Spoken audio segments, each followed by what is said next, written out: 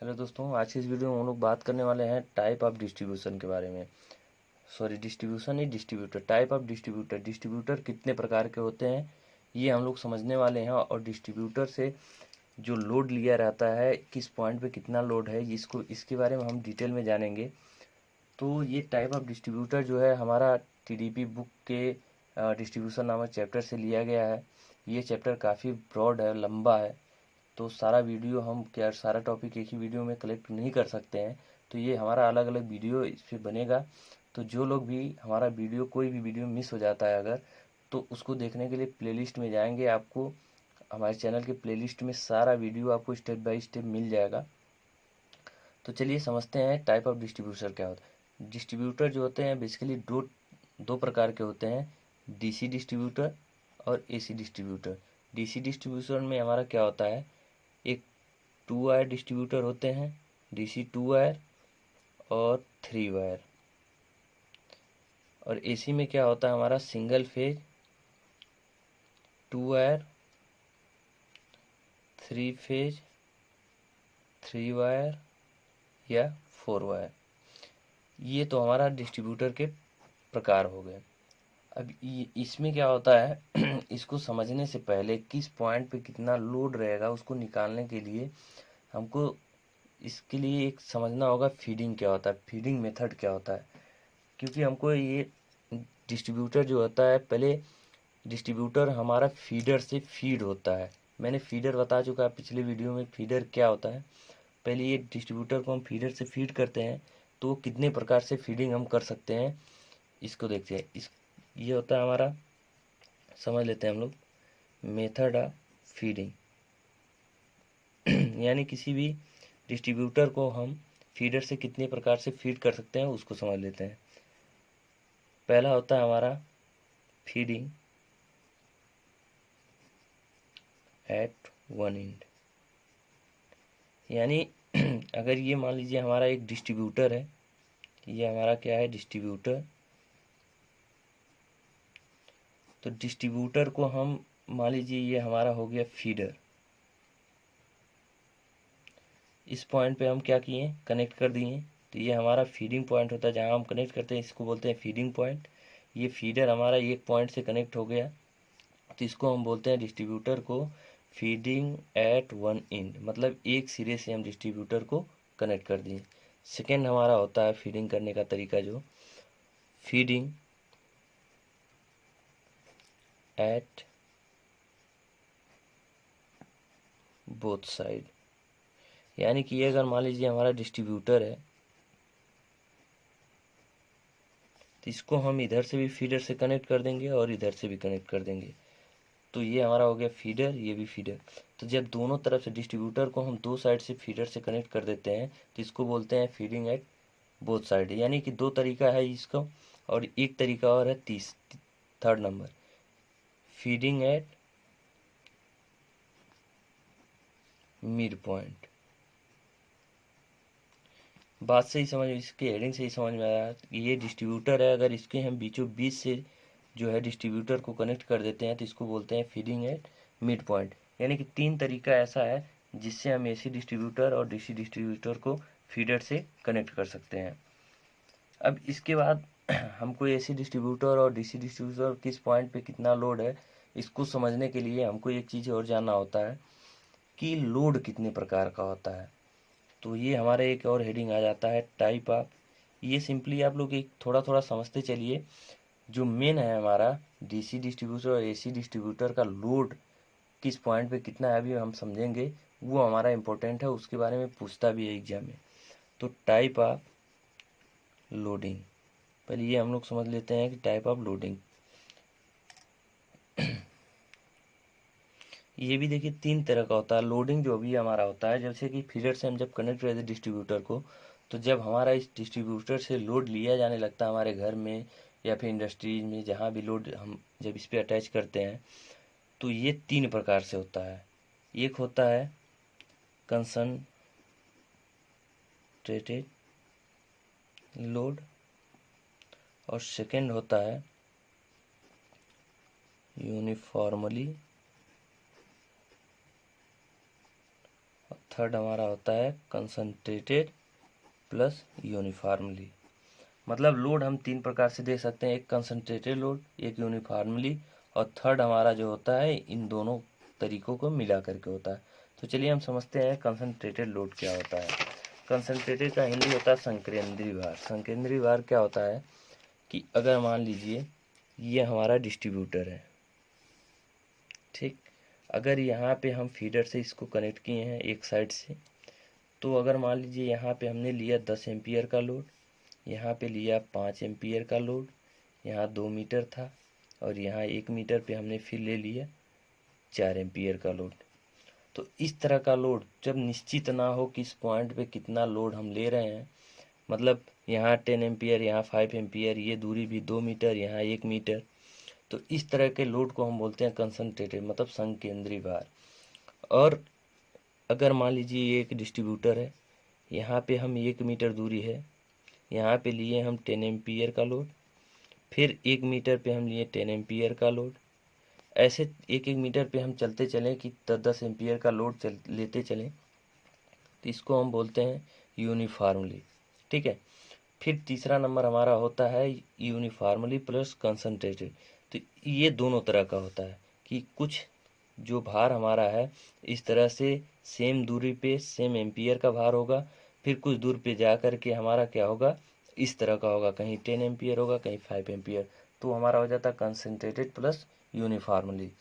ये तो डिस्ट्रीब्यूटर का हमने ये समझा कि इसको फीडिंग कितनी प्रकार से कर सकते हैं और उस पर लोड कितनी प्रकार से दे सकते। तो अब देखिए कोई भी डिस्ट्रीब्यूटर है, उसको लोड को कैलकुलेट करने के लिए हमको उसमें धारा कैलकुलेट, किसी पॉइंट पे धारा या फिर वोल्टेज या फिर पावर कैलकुलेट करने के लिए हमको जाने किस किस चीज़ की जाने की ज़रूरत होती है, उसको समझ लेते हैं।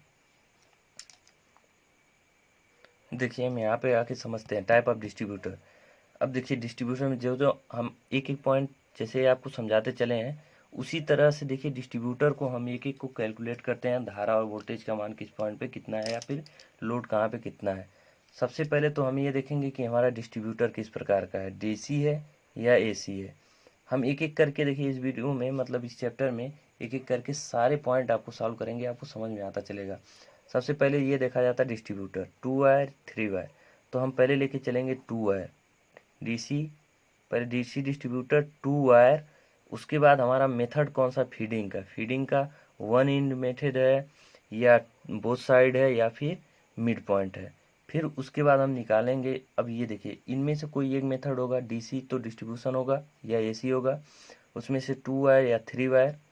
अब उसमें वो फीडिंग किस तरह का है, 1 एंड से है या 2 एंड से है या फिर मिड पॉइंट से है। फिर उसके बाद हम देखेंगे कि हमारा लोडिंग कौन सा है, कंसंट्रेटेड है, यूनिफॉर्मली है या कंसंट्रेटेड प्लस यूनिफॉर्मली। तो इस तरह से हमारा ये सॉल्व करना होता है। तो इस जो भी ये टॉपिक है, ये चैप्टर है, इसमें हम क्या करेंगे, पहले डीसी डिस्ट्रीब्यूटर का 2 वायर का मेथड, ये फीडिंग का 1 and 2 and and mid point, मतलब बोथ साइड और मिड पॉइंट तीनों का निकालेंगे। फिर उसके बाद पहले 1 एंड के साथ हम क्या करेंगे, type of loading first, type of loading second और टाइप ऑफ लोडिंग थर्ड। फिर हम क्या करेंगे, डीसी 2 वायर मेथड जो है सेकेंड वाला, फीडिंग एट बोथ साइड, और उसके बाद हम फिर लोड तीनों लोड पे निकालेंगे। फिर इसी तरह से 2 वायर का फीडिंग का जो है सेकेंड बोथ साइड वाले पे, तीनों का इस तरह से क्रम वाइज हम क्या करेंगे, सबका लोड निकालते चलेंगे। तो शायद अभी ये आपको समझ में ना आए, अगर आ गया तो अच्छी बात है, नहीं आएगा तो आपको स्टेप बाय स्टेप जैसे ही हम सॉल्व करते चलेंगे, सब स्टेप बाय स्टेप आपको समझ में आ जाएगा। तो चलिए अब देखिए ये सारा चीज़ आपको देख लेने के बाद हम चलते हैं लोड निकालने की तरफ। देखिए डीसी डिस्ट्रीब्यूटर का 2 वायर जो है, DC distributor type of distribution में हमने लिया है डीसी डिस्ट्रीब्यूटर 2 वायर, इस पे जो है लोड हम कैलकुलेट करेंगे किस पॉइंट पे कितना है। तो इसको कैलकुलेट करने के से पहले हमको देखना होता है कि ये जो हमारा डिस्ट्रीब्यूटर है किस तरह का फीडिंग है, 1 एंड है या बोथ साइड है या मिड पॉइंट। तो हम पहले लेके चल रहे हैं डिस्ट्रीब्यूटर फेड फ्रॉम 1 एंड। अब 1 एंड से फीडिंग जो है हमारा 1 एंड से, अब क्या करेंगे, हम तीनों लोड पे निकालेंगे, कंसंट्रेटेड यूनिफॉर्मली और कंसंट्रेटेड यूनिफॉर्मली दोनों। पहले इसको तीनों को लोड पे हम निकालेंगे, फिर हम बोथ साइड से निकालेंगे, उसके बाद से हम एक एक करते हुए सारा का सारा निकालते हुए चलेंगे। पहले हम एक सिरे वाले से लोड हम पहले कंसंट्रेटेड निकालेंगे, फिर यूनिफॉर्म नहीं, इसको पहले तीनों लोड को निकालेंगे, फिर अगले फीडिंग पे तीनों लोड को निकालेंगे। इस तरह से हम निकालते चलेंगे। तो ये हमारा DC2 है, डिस्ट्रीब्यूटर है, और जो कि फेड फ्रॉम 1 इंच से है, और ये लोड हमारा क्या है, कंसंट्रेटेड लोड। तो इसका एक फिगर आप लोग यहाँ पे बनाया देख लीजिएगा। ये भी हमारा एक डिस्ट्रीब्यूटर है, फिगर को हम लोग आसानी से समझते हैं। फीडर हमारा ए बी है। इसको बहुत ही ध्यान से आप लोग समझने की कोशिश कीजिएगा। अगर मान लीजिए ये हमारा डिस्ट्रीब्यूटर है ए बी, तो यहाँ से हम क्या किए, एक साइड से हम क्या किए हैं, यहाँ फीडर से कनेक्ट कर दिए पॉइंट ए पर। अब यहाँ से जो करंट ये पा रहा है डिस्ट्रीब्यूटर, यहाँ करंट फ्लो हो रहा है हमारा स्मॉल I1, और हमने इस पॉइंट पे, ये पॉइंट हम मान लेते हैं कि सी है हमारा, और ये पॉइंट हमारा मान लेते हैं डी है। ठीक है, ABCD, और ये हमारा ई है। ठीक है, ये पॉइंट है सी से, पॉइंट सी से हम क्या किए हैं, कैपिटल I1 करंट को हमने क्या किया, टैपिंग करके अंश निष्कासित कर लिया, टैप कर लिया है हमने। कुछ करंट यहाँ से निकाल लिया, फिर पॉइंट डी से हमने कुछ करंट निकाल लिया, और कुछ पॉइंट हमने ई से और कुछ बी से। तो जो सी से है हमारा कैपिटल I1, और डी पे हमारा कैपिटल I2, और ई पे हमने कैपिटल I3 करंट हमने निकाल लिया, और बी पर से हमने क्या किया, टैप करके कैपिटल I4 करंट को अंश निष्कासित कर लिया। तो ए और सी का ये हम लोग फिगर में मान के चलते हैं। इसमें देखिए कुछ भी प्रैक्टिकल नहीं है, या हम एक तरह से मान के चल रहे हैं।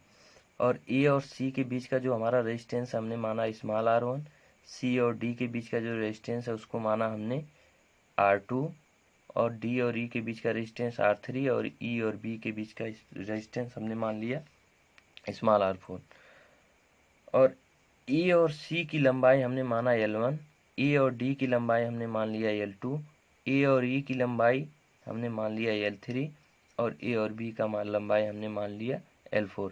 इसमें देखिए कुछ भी नहीं, ये L1 है, फिर यहाँ से यहाँ तक L2, फिर यहाँ से यहाँ तक L3, फिर यहाँ से यहाँ तक L4। और इसमें एक चीज़ और हम ये मान लेते हैं, हमने इसमें ये शो नहीं किया है, जो ये स्मॉल L1 की लंबाई हम मान लेते हैं कैपिटल R1 है, और L2 की लंबाई जो है कैपिटल R2 है, और L3 का मान लेते हैं R3, L4 का मान लेते हैं R4। ठीक है, तो ये आपको इतना फिगर में मान के चलना है।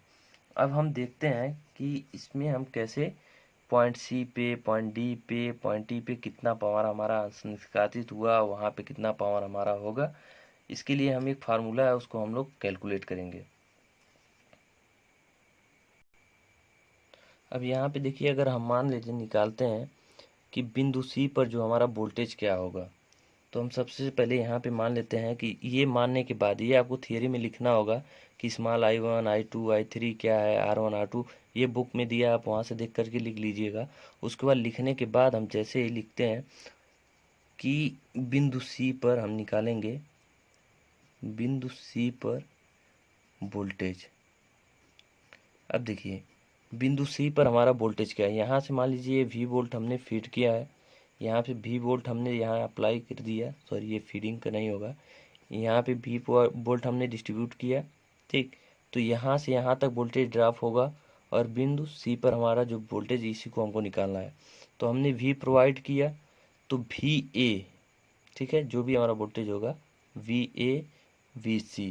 ठीक है, तो इसको हम निकालेंगे, VC इक्वल टू हमारा हो जाएगा, जो भी हम VC यहाँ पे जो वोल्टेज होगा वो हमारा VA, जो बिंदु A पर हमारा वोल्टेज होगा, मान लीजिए यहाँ पे जो वोल्टेज होगा, और हमने जो वोल्टेज यहाँ से यहाँ तक जाने में जो ड्रॉप होगा हमारा, देखिए यहाँ पे हमने V अप्लाई किया है, इस पॉइंट पे हमारा V वोल्टेज अप्लाई किया है, वो मान लेते हैं हमारा VA के बराबर होगा। ठीक, तो VC जो होगा हमारा V में से, मतलब यानी VA में से यहाँ से यहाँ तक जो वोल्टेज ड्रॉप होगा उसको हम घटा देंगे, तो यहाँ हमारा VC का वोल्टेज मिल जाएगा कि नहीं, ये हमारा मिल जाएगा। तो ये हो जाएगा हमारा voltage drop small I1 small R1। इसको समझिए, कोशिश करिएगा कि VC पे हमारा वोल्टेज क्या होगा। हमने मान लिया है, अगर इसको न्यूमेरिकली समझते हैं कि यहाँ पे हमने दिया 10 वोल्ट, ठीक, और 2 वोल्ट हमारा रास्ते में जो है तार में खर्चा हो गया। तो यहाँ सी पे हमारा कितना बचा, 8 वोल्ट। तो उसी तरह से हमने दिया यहाँ पे वी, और यहाँ पे हमको निकालना है, यहाँ पे कुछ खर्च हो गया, वो हमारा है I1 R1। तो वी सी हमारा वोल्टेज होगा वी ए, इस पॉइंट पे जितना दिया, और जो रास्ते में खर्चा हुआ उसके बाद जो बचा वो हमारा वी सी हो गया। ठीक, अब देखिए इसको हम अगर मान लेते हैं समीकरण ए, इसको भी हम ये भी लिख सकते हैं कि वी ए जो है हमारा वी के बराबर होगा, क्योंकि वी जो हम अप्लाई कर रहे हैं उसमें कोई वोल्टेज ड्रॉप नहीं है, तो वी ए हो जाएगा। इसको हम वी भी लिख सकते हैं I1 R1। इसको हम समीकरण मान लेते हैं 1। फिर हम निकालते हैं बिंदु डी पर, डी पे हमारा वोल्टेज क्या होगा, तो लिखेंगे यहाँ पे बिंदु डी पर वोल्टेज।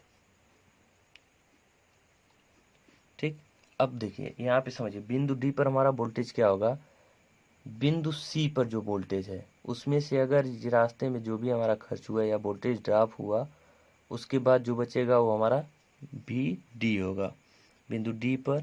तो हम क्या करेंगे, बी सी यहाँ जो भी था वोल्टेज, उसके बाद हमारा खर्च कितना हुआ I2 R2, बचा कितना हमारा बी डी। अब देखिए वी सी इक्वल टू हम क्या लिख सकते हैं, वी माइनस I1 R1 और जो है वी सी, और हमारा ये वी सी का मान हो गया ये माइनस I2 R2। ठीक है, तो ये हमारा हो गया समीकरण, इसको हम मान लेते हैं 2। फिर इसी तरह हम निकालेंगे कि बिंदु बी पर हमारा कितना वोल्टता होगा। बिंदु ई पे बिंदु ई पे निकालते हैं। सेम इसी तरह से कुछ करना नहीं है, बिंदु ई पर वोल्टेज बहुत आसानी से आप लोग निकालना समझिए, इस पॉइंट से आप समझ सकते हैं। बिंदु ई पर हमारा वोल्टेज क्या हो जाएगा, बिंदु डी पे जो वोल्टेज रहेगा उसमें से हम उसका वोल्टेज ड्रॉप घटा देंगे तो हमारा बिंदु ई का निकल जाता है। तो वी ई इक्वल टू हमारा हो जाएगा वी डी माइनस यहाँ से यहाँ तक वोल्टेज ड्रॉप हमारा क्या होगा I3 R3। तो ये हो जाएगा वी डी इक्वल टू हमारा क्या हो जाएगा, ये वी डी का मान है यहाँ पे है we minus I1 R1 minus I2 R2 minus I3 R3। ये हो गया हमारा वी ई का मान, इसको हम मान लेते हैं समीकरण 3। ठीक, अब हम इसी तरह से निकाल लेंगे बिंदु बी पर हमारा वोल्टेज क्या होगा। तो बिंदु बी पर वोल्टेज, बिंदु बी पर वोल्टेज क्या हो जाएगा, V V equal to V E minus I4 R4।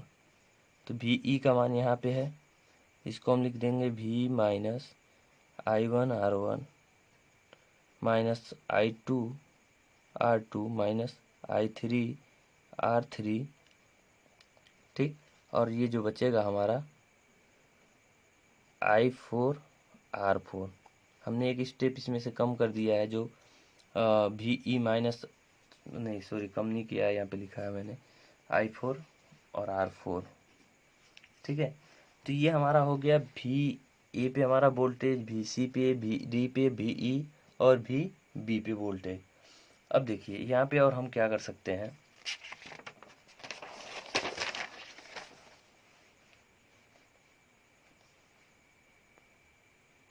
अब यहाँ पे देखिए फिगर में हमारा क्या है, स्मॉल I4 के कैपिटल I4 के बराबर होगा। कैसे होगा कि यहाँ से जो हमारा करंट जाएगा I4 स्मॉल I4, यहाँ भी हमारा वही करंट आएगा I4। इसके बीच में हमारा कहीं भी टैपिंग नहीं किया गया है, तो जो ये I4 होगा वही हमारा ये कैपिटल I4 मतलब बी पॉइंट से जो टैपिंग है वहाँ पे वही करंट आएगा। तो यहाँ पे हम लिख सकते हैं कि चित्र में या फिगर में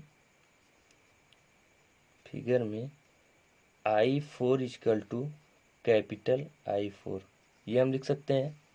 इसी तरह से I3, अब मान लीजिए यहाँ से हमारा I3 जा रहा है, तो ये I3 कैपिटल I3 यहाँ आया, फिर जो बचा हमारा स्मॉल I4 तो हमारा कैपिटल I4, यानी I3 और I4 जो हमारा है वो स्मॉल I3, ये स्मॉल I3 ही है जो दो भागों में डिवाइड हो रहा है, इस कैपिटल I3 और कैपिटल I4।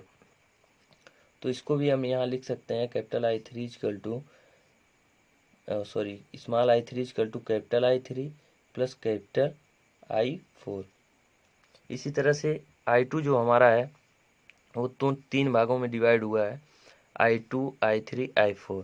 तो इस तरह से हम इसको भी लिख सकते हैं small I2 equal to capital I2 plus capital I3 plus capital I4।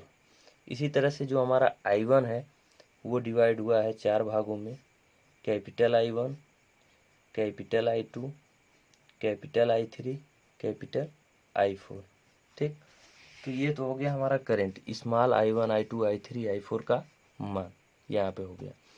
अब देखिए इस लंबाई जो AC है इसको हमने माना है L1, फिगर को ध्यान से देखिए, L1 लंबाई इसको माना है और इसका रेजिस्टेंस जो है हमने माना है कैपिटल R1। तो ये कैपिटल R1 जो है वो हमारा स्मॉल R1 के बराबर है, तथा या फिर लिख सकते हैं हम यहाँ पे तथा जो कैपिटल R1 है ये हमारा है स्मॉल R1 के बराबर। ठीक है, उसके बाद जो L2 है हमारा यहाँ से लेकर के यहाँ जो लंबाई है उसका रेजिस्टेंस हमने माना है कैपिटल R2। तो कैपिटल R2 इक्वल टू यहाँ से यहाँ तक स्मॉल R1 स्मॉल R2, ये दोनों रेजिस्टेंस ऐड होकर के क्या हो जाएगा हमारा R2 के बराबर, small R1 plus small R2। अब जो लंबाई L3 है ए से लेके ई तक, तो ये हमारा जो L3 है इसका रेजिस्टेंस हमने माना है कैपिटल R3। तो इसको हम लिख सकते हैं R3 equal to R1 plus R2 plus R3, R1 plus R2 plus R3। ठीक है, फिर इसी तरह से हम जो L4 लंबाई है उसका रेजिस्टेंस हमने क्या माना है R4। तो R4 इक्वल टू हो जाएगा हमारा small R1 plus small R2 plus small R3 plus small R4। तो इसमें हमारा देखिए स्मॉल I1 ये कैपिटल I1, I2, I3 और कैपिटल R1, R2, R3 का सबका मान निकल गया। अब इसको हम क्या करेंगे, समीकरण हमने पीछे एक समीकरण माना इक्वेशन 4 जो है, तो हम यहाँ लिखेंगे ये मान समीकरण 4 में रखने पर, चलिए हम देखते हैं रख करके क्या होता है। तो समीकरण 4, सबसे पहले हम समीकरण 4 जो है यहाँ पे लिख लेते हैं। ये देखिए सबसे लास्ट वाला जो इसको मानना भूल गए थे, ये हमारा इक्वेशन 4 है VB का मान। इसमें हम क्या करेंगे स्मॉल I1 और स्मॉल R1 का जो भी मान है उसको हम रख देंगे। ये मान रखने के बाद हम देखते हैं कि क्या होता है। देखिए सबसे पहले तो देखिए स्मॉल R1 का कैपिटल R1 तो हो गया, लेकिन हमको स्मॉल I1 और स्मॉल R1 जो भी है स्मॉल I और स्मॉल R का भी वैल्यू हमको रखना है समीकरण 4 में।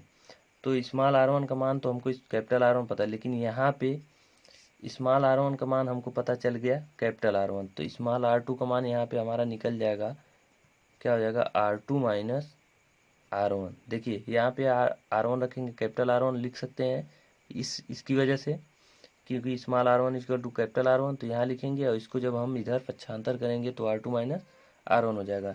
इसी तरह से अब देखिए R1 प्लस R2 जो है हमारा कैपिटल R2 है, तो यहाँ पे R1 प्लस R2 की जगह हम कैपिटल R2 लिखेंगे तो स्मॉल R3 इक्वल टू हो जाएगा, देखिए स्मॉल R3 इक्वल टू क्या हो जाएगा हमारा R3 माइनस R2। ठीक, अब देखिए R1 plus R2 plus R3, R1 plus R2 plus R3, इसके जगह पे हम R3 लिख सकते हैं। तो स्मॉल R4 इक्वल टू हमारा हो जाएगा यहाँ पे कैपिटल R4 माइनस R3। तो अब ये मान हम ये मान जो है R और स्मॉल I और स्मॉल R के मान जो है हम समीकरण 4 में रखेंगे। तो हमारा समीकरण 4 जो था उसको हम पहले एक बार नोट कर लेते हैं, उसके बाद उसको पुटअप करते हैं। देखिए हमने यहाँ समीकरण जो है समीकरण 4 को यहाँ पे लिख लिया है। अब इसमें हम क्या करेंगे, ये स्मॉल I और स्मॉल R वाले जो भी वैल्यू हैं इसमें पुटअप करेंगे। तो ये हमारा v तो v रहेगा माइनस स्मॉल i1 का वैल्यू जो हमारा है i1 plus i2 plus i3 i4, ठीक है। और R1 का जो वैल्यू हमारा कैपिटल R1, तो यहाँ पे हम पहले लिख देते हैं कैपिटल R1, फिर कोष्ठक में I1 plus I2 plus I3 plus I4, ठीक। ये मैंने स्मॉल R1 की जगह कैपिटल R1 यहाँ से लिखा और स्मॉल I1 की जगह पे ये वैल्यू यहाँ पे लिखा। फिर हमारा है माइनस स्मॉल I2 और स्मॉल R2 इक्वल टू हमारा क्या है R2 माइनस R1, ये क्वेश्चन में हम कर लेंगे। और स्मॉल I2 हमारा क्या है कैपिटल I2 I3 I4, ये हमने मान रख लिया। अब उसके बाद हमारा फिर माइनस I3, स्मॉल I3 का वैल्यू हमारा क्या है capital I3 plus capital I4, फिर हमारा कैपिटल R का जो है स्मॉल R का वैल्यू हमारा क्या है R3 माइनस R2, फिर हमारा यहाँ पे माइनस। अब देखिए स्मॉल I4 का हमारा जो वैल्यू है क्या है केवल I4 है, और जो है R4 का वैल्यू, इसमें स्मॉल R4 का वैल्यू हमारा R4 माइनस R3 है, और जो हमारा स्मॉल I4 का वैल्यू है ये कैपिटल I4। तो ये हमने देखिए यहाँ से small I1 small R1 small I2 और small R2 small I3 small R3 small I4 और स्मॉल R4 सारे वैल्यू जो हमने समीकरण 4 में पुटअप कर दिया। अब इसमें हम देखते हैं कि कौन सा कॉमन होगा, कौन सा कटने लायक है, उसको हम लोग देख लेते हैं एक एक करके। अब देखिए हमने यहाँ पे क्या किया, स्मॉल R1 का I1 I2 I3 I4 में मल्टीप्लाई करा दिया, और फिर इसको क्या किया R2 का I2 में, फिर R2 का I3 में, फिर R2 का I4 में, फिर R1 का इसमें, ये कैलकुलेशन हमने यहाँ पे सारा कर लिया। ये हमने क्या कर दिया, ये इसमें जब कैलकुलेट किया या मल्टीप्लाई किया तो I1 R1 फिर minus I2 R1 minus I3 R1 I4, ये माने सारा कैलकुलेशन यहाँ पे कर लिया। इसको आप देख लीजिए। अब इसको कैलकुलेशन करने के बाद इसमें हम देखते हैं कुछ ऐसे पॉइंट्स हैं जो कट जाएंगे, जैसे कि माइनस I2 R1 और ये प्लस I2 R1, ये दोनों आपस में कैंसिल आउट हो जाएंगे। फिर हमारा आता है माइनस I3 R1, तो यहाँ पे प्लस I3 R1, तो ये भी दोनों क्या हो जाएंगे आपस में कैंसिल आउट हो जाएंगे। फिर ये हमारा I4 R1 माइनस के साथ है, ये प्लस के साथ है, ये भी हमारा दोनों कैंसिल आउट हो जाएगा। और ये माइनस I2 R2, तो हम देखते हैं यहाँ पे I2 R2 कोई नहीं है। फिर हमारा क्या है माइनस I3 R2, तो I3 R2 देखिए यहाँ माइनस के साथ यहाँ प्लस के साथ, ये भी कैंसिल आउट हो गया। I4 R2, तो ये I4 R2 ये भी प्लस ये माइनस, ये भी कैंसिल आउट हो गया। फिर हमारा बचता क्या है I3 R3 I4 और R3, तो ये हमारा देख रहे हैं कहीं कोई बचा है, एक मिनट। मैंने ये कैलकुलेशन देखिए यहाँ पे हमने ये वाला कैलकुलेशन यहाँ तक तो किया था यहाँ तक, लेकिन ये हमारा छूटा हुआ है, इसको भी हम कर लेते हैं। ये हो जाएगा माइनस I4 R4 और ये minus minus plus I4 R3, ये हमारे से छूट गया था। तो देखिए यहाँ पे I4 और R3 ये कैंसिल आउट हो जाएगा, बचेगा हमारा माइनस I4 R4। अब बचता हमारे पास जो बचेगा टोटल देखिए V minus I1 R1 I2 R2, फिर यहाँ बचेगा I3 R3 और यहाँ बचेगा I4 R4। इसको हम लिख लेते हैं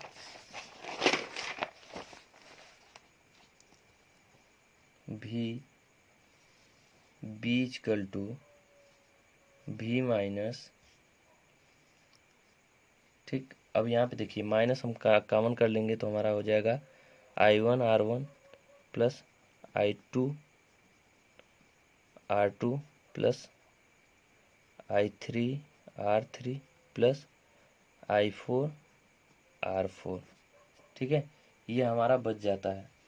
तो ये देखिए अब यहाँ पर अगर हम क्या करेंगे कि ये V माइनस, तो अगर इसको हम V इक्वल टू निकालें यहाँ से, जो V हमने अप्लाई किया था डिस्ट्रीब्यूटर को, ये V हम अगर निकालें तो ये हमारा, इसको हम क्या करेंगे V यहीं पे रोकेंगे, इसको हम पूरा का पूरा इधर पक्षांतर करेंगे तो ये माइनस के साथ इधर जाएगा तो क्या होगा, जाएगा प्लस के साथ, यानी VB plus I1 R1 plus I2 R2 plus I3 R3 plus I4 R4।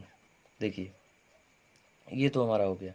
अब देखिए कहने का मतलब ये जो हमने वोल्टेज अप्लाई किया था वो सारा वोल्टेज जो है क्या, जो बिंदु बी पर जो भी हमारा डिस्ट्रीब्यूटर था, पॉइंट बी था, यहाँ जो वोल्टेज है और ये रास्ते में जितने वोल्टेज ड्रॉप हुए हैं, देखिए I1 R1 R2 R2 जितने भी वोल्टेज ड्रॉप हुए उन सबको ऐड करेंगे और जो बिंदु बी पर मिलेगा वोल्टेज उन सबको ऐड करके जब हम देखेंगे तो हमारा जो वोल्टेज दिया रहेगा हमने वो मिल जाएगा। यानी कि जो भी हमारा वोल्टेज होता है वो सारे वोल्टेज ड्रॉप को ऐड करेंगे तो लास्ट वाले पॉइंट पे जो हमारा वोल्टेज होगा वो मिल जाएगा।